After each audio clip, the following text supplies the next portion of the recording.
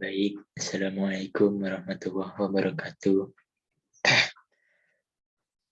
Perkenalkan, nama saya Gunawan Pratama, NIM 26311000143 dari kelas Pendidikan Informatika 4D Luring 2. Di video kali ini saya akan menjelaskan tentang 12 prinsip dasar animasi. Yang pertama, solid drawing.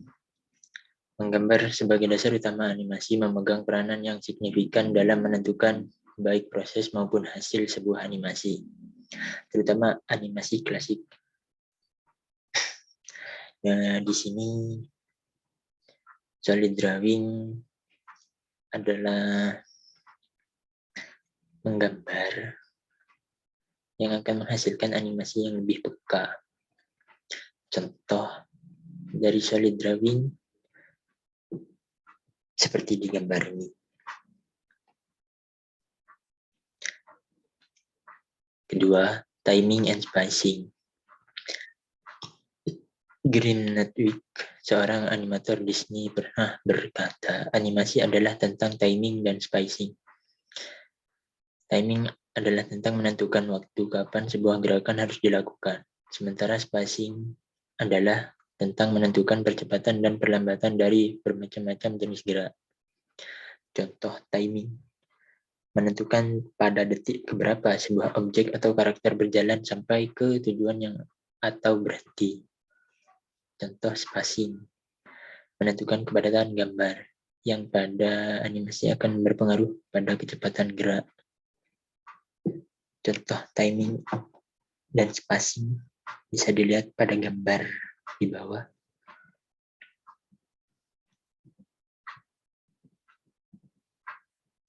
Yang ketiga, squash and stretch.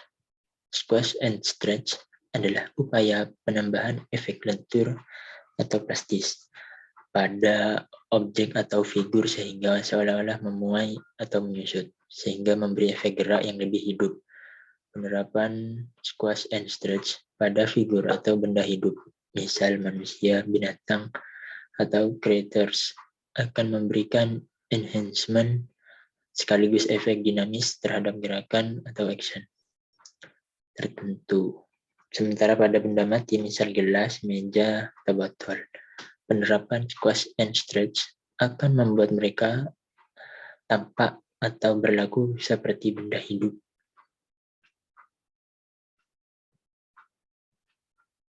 Contoh pada benda mati, ketika sebuah bola dilemparkan, pada saat bola menyentuh tanah, maka dibuat seolah-olah bola yang semula berbentuk bulat sempurna menjadi sedikit lonjong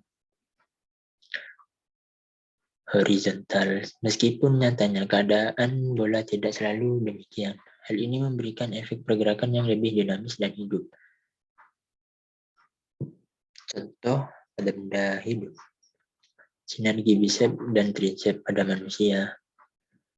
Pada saat lengan ditarik atau menendang giginya, maka akan terjadi kontraksi pada otot biceps sehingga nampak memuai. Inilah yang disebut squash pada animasi, sedangkan stretch nampak ketika dilakukan gerakan sebaliknya seperti gerakan menurunkan.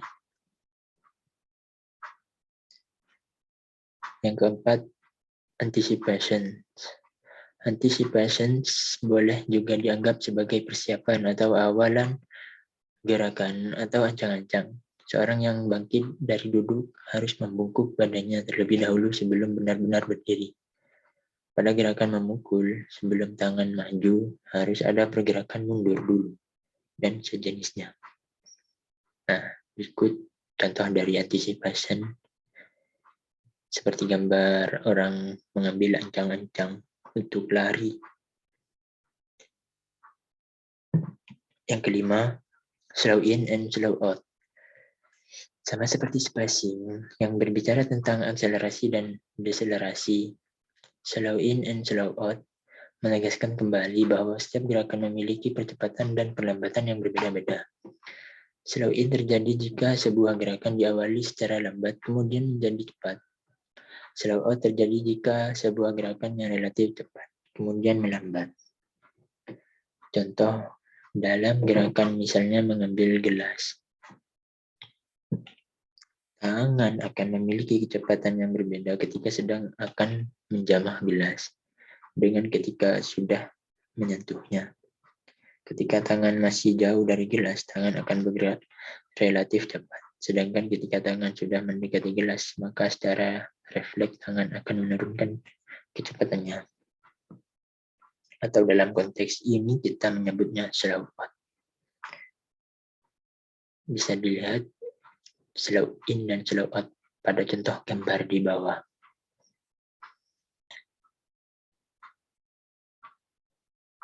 Enam, arch dalam animasi sistem pergerakan tubuh pada manusia, binatang, atau makhluk hidup lainnya bergerak mengikuti pola atau jalur yang disebut arch. Hal ini memungkinkan mereka bergerak secara smooth dan lebih realistis. Karena pergerakan mereka mengikuti suatu pola yang berbentuk lengkung, pola gerakan semacam inilah yang tidak dimiliki oleh sistem pergerakan mekanik atau robotik yang cenderung patah-patah. Contoh dari arch. 7. Secondary action. Secondary action adalah gerakan-gerakan tambahan yang dimaksudkan untuk memperkuat gerakan utama supaya sebuah animasi tampak lebih realistik. Secondary action tidak dimaksudkan untuk menjadi pusat perhatian sehingga mengaburkan atau mengalihkan perhatian dari pergerakan utama. Kemunculan lebih berfungsi memberikan empasis untuk memperkuat gerakan utama. Contoh, ketika seorang berjalan, gerakan utamanya tentu adalah melangkahkan kaki, sebagaimana berjalan seharusnya. Tetapi seorang animator bisa menambahkan secondary action untuk memperkuat kesan hidup pada animasinya. Misalnya sambil berjalan seorang figur atau karakter animasi mengayun-ayunkan tangannya atau bersiul. Sedangkan mengayun tangan atau bersiul inilah secondary action untuk gerakan berjalan.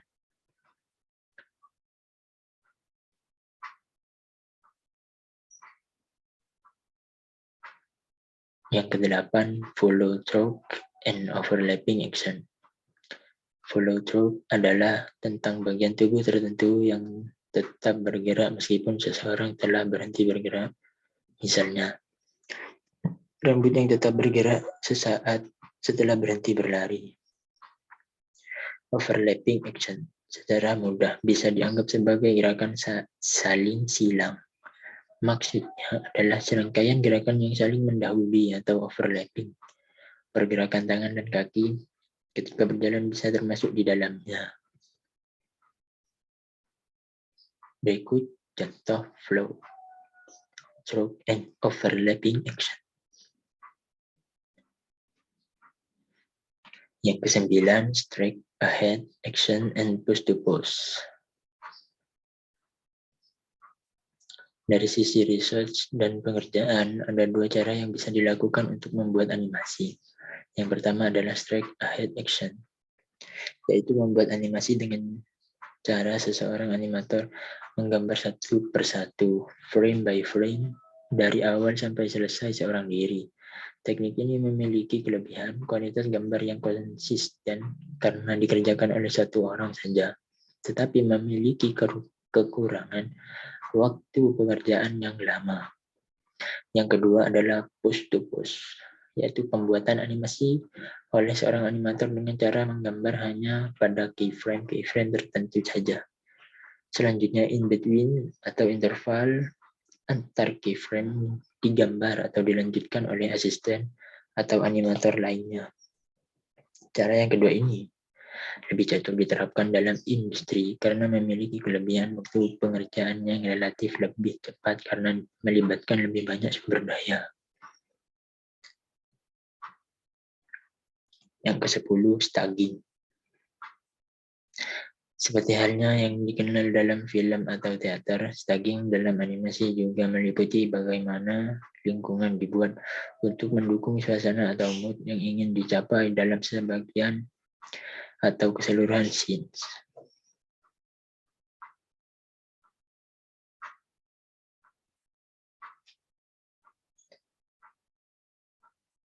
Yang ke-11, appeal.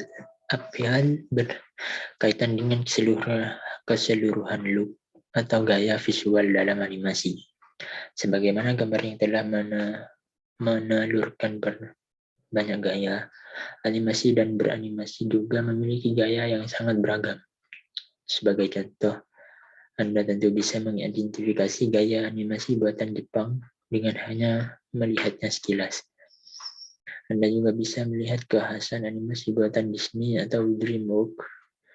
Hal ini karena mereka memiliki appeal atau gaya tertentu. Ada juga yang berpendapat bahwa appeal adalah tentang penokohan berkorelasi dengan karisma seseorang tokoh atau karakter dalam animasi. Jadi meskipun tokoh utama dari sebuah animasi adalah monster, demit, siluman, atau karakter jelek lainnya tetap bisa appealing.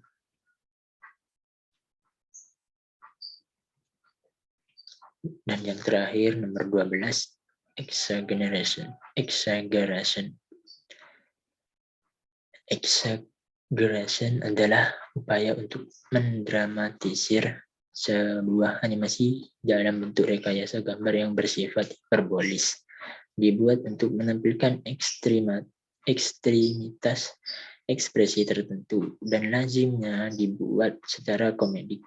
Banyak dijumpai di film-film animasi sejenis Tom and Jerry, Donald Duck, Doraemon, dan sebagainya.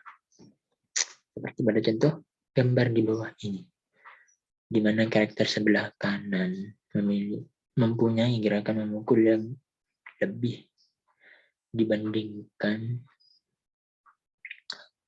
karakter yang sebelah kiri. Mungkin itu saja yang bisa saya sampaikan. Kurang lebihnya mohon maaf.